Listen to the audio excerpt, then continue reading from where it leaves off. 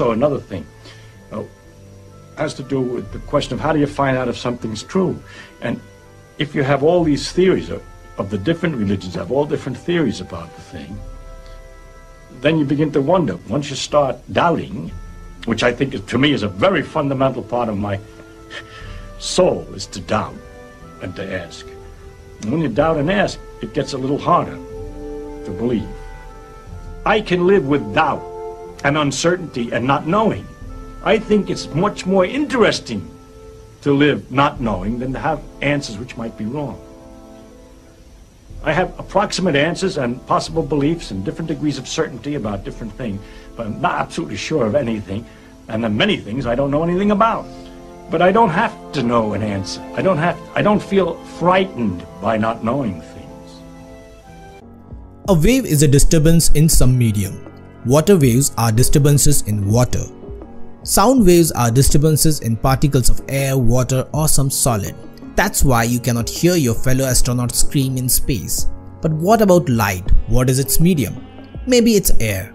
But then light from the sun and distant stars reaches us, and it has to travel through the nothingness of space.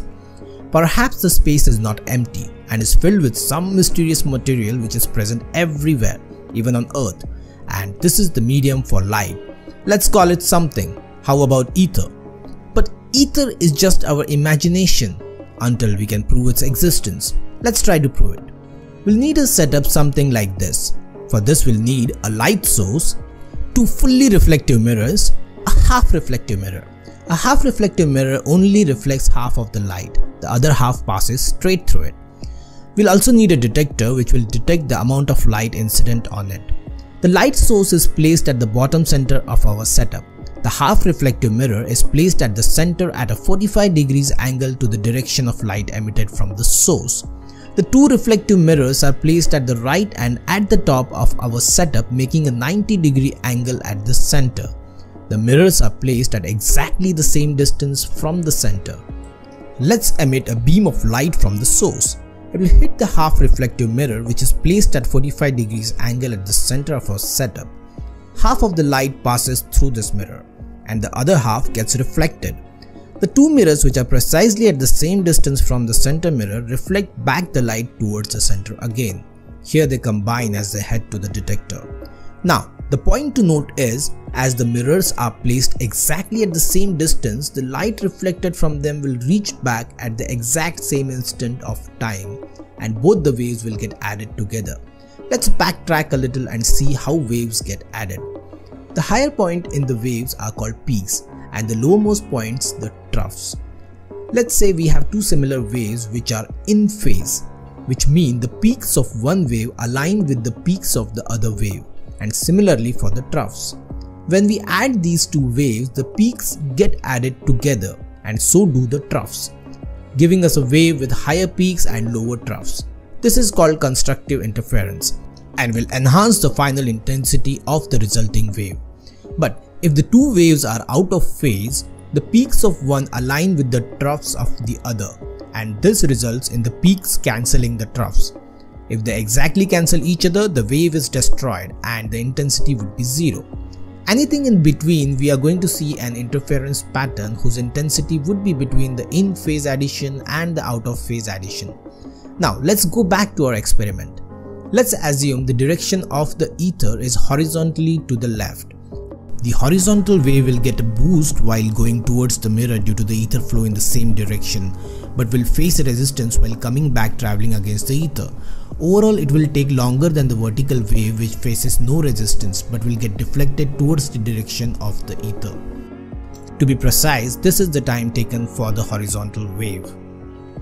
And this is the time taken for the vertical wave, where v is the speed of ether relative to the earth. So the horizontal wave takes longer by this amount. So they would combine at slightly different times, which would result in two waves not being in phase. This would cause an interference pattern to be observed at the detector. If we keep rotating our setup, there would be a time when ether direction is horizontal and we should see the interference pattern. So we expect the detector to show varying intensities as we rotate our setup, but this does not happen.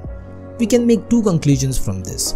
Either the ether does not exist and light does not need a medium, or at the time we conducted this experiment, the ether's velocity relative to the earth was 0. But the earth is not still and it keeps moving. Jedina dva zaključka koje je čovjek uspeo da izvuče iz svega ovoga. Da li je na to nauka spala? Da ne priznajemo nikakvo drugo moguće rješenje, bez obzira gde nas to vodi.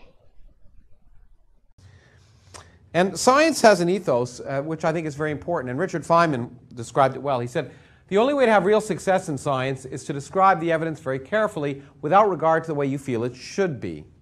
If you have a theory, you must try and explain what's good about it and what's bad about it equally. In science, you learn a sort of standard integrity and honesty, whether you want to or not.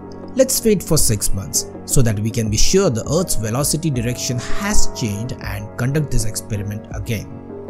So, even after 6 months, the experiment does not show any interference pattern.